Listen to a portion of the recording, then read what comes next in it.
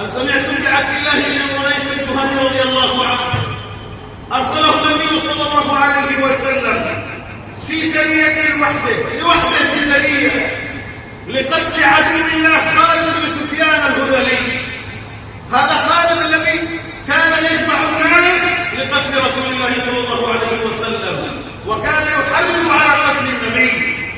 فأرسل إليه النبي صلى الله عليه وسلم عبد الله بن أنيس في سرية لوحده، فنفذ عبد الله بن أنيس تلك المهمة وقتل عدو الله.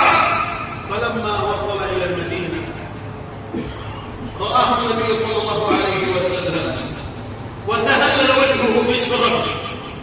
كيف سيكرم عبد الله؟ وبماذا سيكرمه؟ بما قام به بالإنجاز. دخل إلى بيته وخرج